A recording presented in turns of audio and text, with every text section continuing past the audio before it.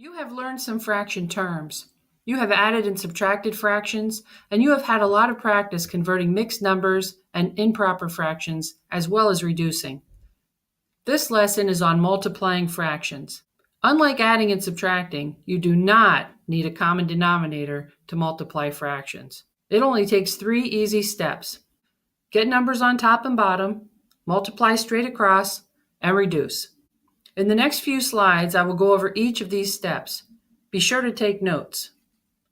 Step 1. Get numbers on top and bottom. To do that, turn mixed numbers into improper fractions and place 1 under any whole number. As you can see from this example, 4½ will become 9 halves, and you simply put a 1 under the 6. Step 2. Multiply straight across. Straight across top and bottom. Look at the example, 9 halves times 6/1. What would your answer be? Write your answer down and then proceed.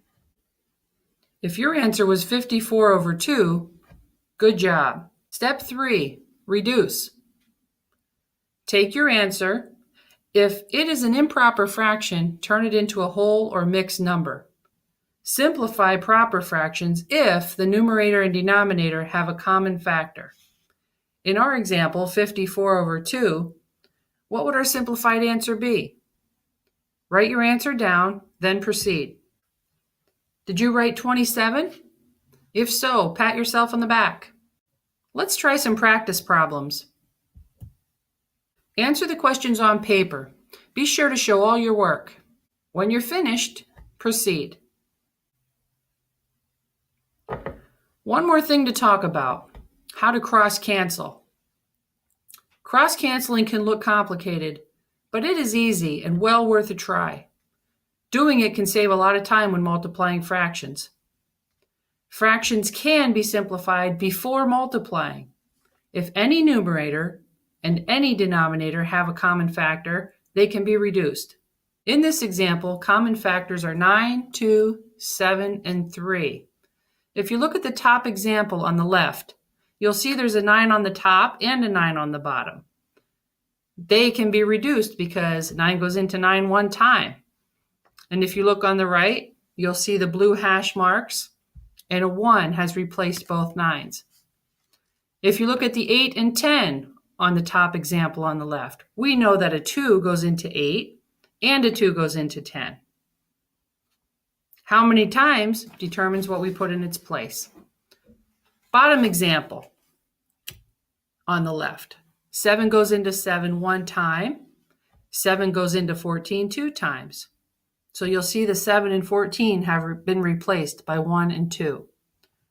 3 goes into 6 two times, and 3 goes into 15 5 times.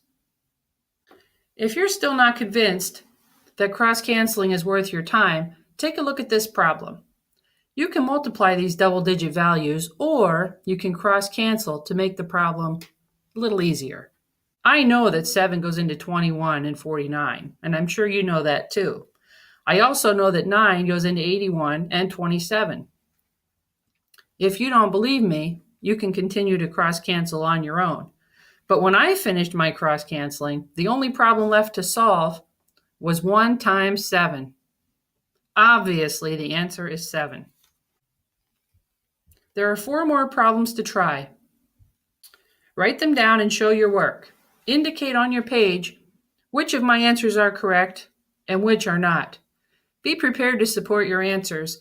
We will be going over these in class as well as the other practice problems. Some of the math problems in this lesson came from these sources. Feel free to visit these pages for additional practice problems. That is all. See you in class.